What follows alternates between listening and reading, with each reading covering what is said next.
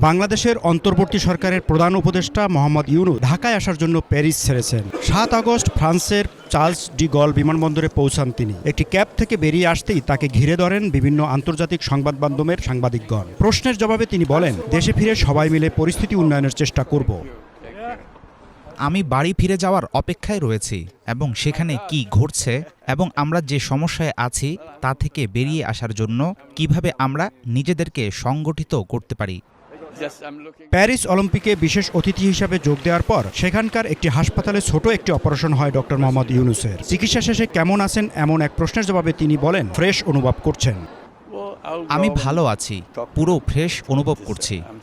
আচ্ছা, আমি দেশে গিয়ে আমার দেশের মানুষের সঙ্গে কথা বলবো।